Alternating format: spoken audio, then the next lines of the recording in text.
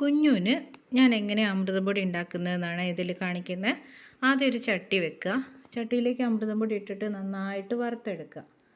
വറുത്തെടുത്ത അമൃതം പൊടിയിലേക്ക് കുറച്ച് വെള്ളം ഒഴിച്ചിട്ട് അമൃതം പൊടി നന്നായിട്ട് മിക്സ് ചെയ്യുക.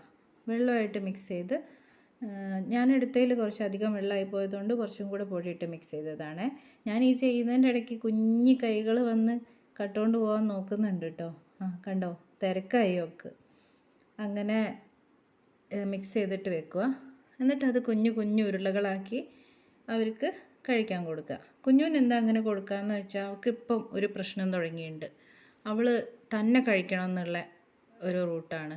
അപ്പം തന്നെ കഴിക്കുമ്പോൾ ഒന്നും വയറിലെത്തുന്നില്ലേ എന്നൊരു തോന്നലുകൊണ്ട് ഞാനിപ്പോൾ ഇങ്ങനെ അമൃതം പൊടിയും ഉപ്പുമാവും ഒക്കെ ഉണ്ടാക്കിയിട്ട് ഉരുട്ടി കൊടുക്കാറാണ്. ഇപ്പോൾ ഒരാഴ്ചയായിട്ട് തന്നെ കഴിച്ചേ പറ്റുള്ളൂ. അല്ലാതെ നമ്മൾ കൊടുത്താലല്ലേ നമുക്കൊരു തൃപ്തിയാവുള്ളൂ. അങ്ങനെ ഞാൻ അവൾക്ക് അമൃതം പൊടി കൊടുക്കുകയാണേ.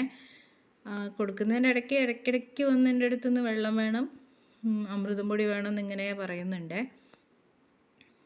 ഇങ്ങനെയാണെങ്കിൽ അവൾ കഴിച്ചോളും. അവൾക്ക് ഭയങ്കര ഇഷ്ടമാണ്. ഓരോന്ന് തന്നെ എടുത്തിട്ട് കഴിച്ചോളും. ഇത് വെള്ളത്തിന് പകരം നമുക്ക് ചൂട് കുറഞ്ഞ പാലോ എല്ലാം ഉപയോഗിക്കാം കേട്ടോ. പാലും ഉപയോഗിക്കാം. അതാകുമ്പോൾ കുറച്ചും കൂടെ ഗുണങ്ങൾ കിട്ടുമല്ലോ. ഭക്ഷണം റെഡിയാക്കി വെച്ചിട്ട് ഞാൻ അവളുടെ മുടിയെല്ലാം ഒന്ന് കെട്ടാൻ നോക്കിയേ.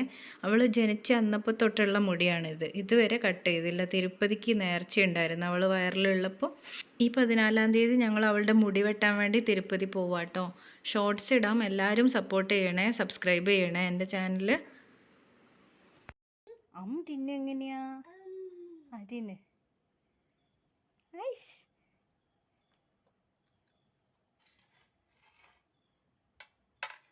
അങ്ങനെയൊന്നും വേണ്ട.